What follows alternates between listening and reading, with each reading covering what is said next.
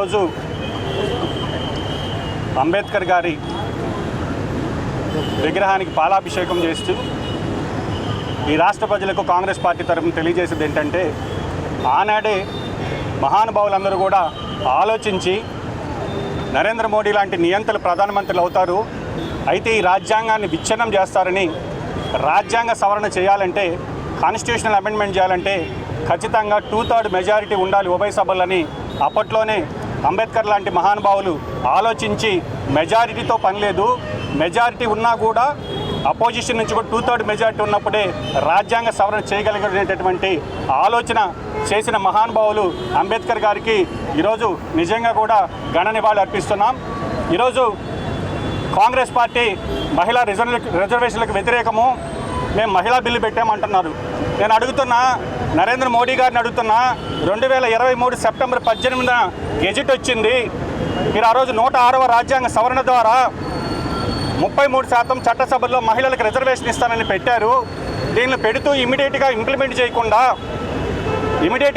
చేయకుండా దానికి మళ్ళీ కులగణన చేసిన తర్వాత మేము ఈ యొక్క రిజర్వేషన్స్ని అమలు చేస్తామని చెప్పారు. కులగణనలు చేయాల. ఈరోజు మళ్ళీ మహిళా రిజర్వేషన్ బిల్ అంటూ దాని వెనక డీలిమిటేషన్ బిల్లును తీసుకొచ్చి దాన్ని జత కలిపి పార్లమెంట్లో ప్రవేశపెట్టి దానికి మహిళా బిల్లు అని పేరు పెట్టి ప్రజాస్వామ్యాన్ని అపహాస్యం చేసే విధంగా నరేంద్ర మోడీ గారు నిన్న పార్లమెంట్లో చేయడం జరిగింది.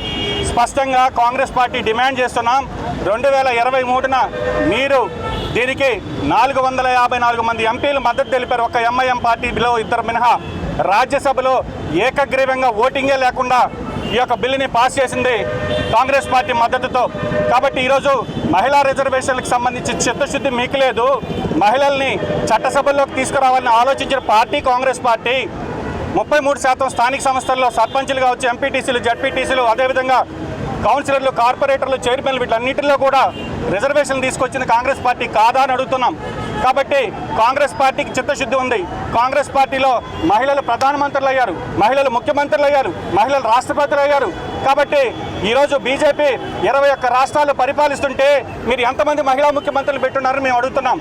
కాబట్టి నరేంద్ర మోడీ గారు కేవలం రాజకీయ అంశంగా రాబోయే ఎలక్షన్స్లో లబ్ధి పొందాలని ఈ బిల్లుని తీసుకొచ్చి కొత్త పొలిటికల్ డ్రామాకి తెరలేపారు తప్ప మహిళల పట్ల వాళ్ళకి చిత్తశుద్ధి లేదు. ఇకపోతే ఈ రాష్ట్రానికి సంబంధించి బీజేపీ అంటేనే బాబు, జగన్, పవన్ అని మేము ఎప్పుడు చెప్తుంటాం. ఎందుకంటే నిన్న జగన్మోహన్ రెడ్డి గారు ఒక ట్వీట్ చేయడం జరిగింది. అంటే జగన్మోహన్ రెడ్డి గారు ఇక్కడేమో అపోజిషన్ పాత్ర పోషిస్తారు, కేంద్రంలోకి వెళ్ళి నరేంద్ర మోడీ గారికి మద్దతు తెలుపుతారు. చంద్రబాబు గారిని, అదేవిధంగా జగన్మోహన్ రెడ్డి గారిని సూటిగా కాంగ్రెస్ పార్టీ ప్రశ్నిస్తుంది. మొన్న అమరావతి చట్ట సవరణ బిల్లు పెట్టినప్పుడు అప్పుడు కూడా ప్రత్యేక హోదా గురించి ఒక్క పార్లమెంట్ సభ్యుడు కూడా నోరు తెరవలేదు. అదేవిధంగా దీనికి సంబంధించి రాష్ట్రానికి సంబంధించిన పోలవరం ప్రాజెక్టుకి కావచ్చు, అమరావతికి నిధులు కావచ్చు, ప్రత్యేక హోదా అంశం కావచ్చు, ఇట్లాంటివన్నీ కూడా పట్టించుకోకుండా వాటన్నిటిని పక్కన పెట్టి ఈరోజు కావాలనే దురుద్దేశంతో కాంగ్రెస్ పార్టీ మహిళా బిల్లుకు వ్యతిరేకమైన దుష్ప్రచారం చేస్తుంది. కాబట్టి కాంగ్రెస్ పార్టీ తరఫున స్పష్టంగా డిమాండ్ చేస్తున్నాం, ఈ యొక్క చట్టసభల్లో అనుమతి పొంది ఏదైతే గెజిట్ రూపంలో ఉండేటటువంటి ఈ యొక్క బిల్లుని ఇమీడియట్గా క్యాస్ట్ సెన్సస్తో పని లేకుండా అమలు చేసి రాబోయేటటువంటి ఉత్తరప్రదేశ్ అసెంబ్లీ ఎలక్షన్లో మహిళలకు 33% రిజర్వేషన్లు కల్పించాలని. కాబట్టి స్పష్టంగా ఈరోజు దేశ ప్రజలకు అర్థమైంది, ఇది బీజేపీ పార్టీ యొక్క ఓటమి, కాంగ్రెస్ పార్టీ యొక్క గెలుపుగాని దేశ ప్రజలు భావిస్తున్నారు. రాబోయే రోజుల్లో ప్రజాస్వామ్యబద్ధంగా ఈ దేశాన్ని రక్షించగలిగేటటువంటి పార్టీ కాంగ్రెస్ పార్టీ. ఒకవేళ ఈరోజు కనుక 2/3 మెజార్టీ నరేంద్ర మోడీ గారికి ఉంటే ఈ రాజ్యాంగాన్ని మార్చేసి రిజర్వేషన్లు తీసేసి నేనే శాశ్వత ప్రధానమంత్రిని పెట్టుకునేటటువంటి ప్రమాదం కూడా ఉంది.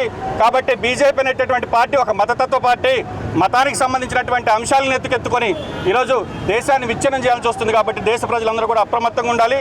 కాంగ్రెస్ పార్టీ స్పష్టంగా డిమాండ్ చేస్తుంది, 2023 బిల్, మహిళా బిల్ ఏదైతే 100% ఆమోదం పొంది గెజిట్ రూపంలో ఉందో దాని జనగణనతో పని లేకుండా మీరు ఇంప్లిమెంట్ చేయమని కోరుతున్నాం.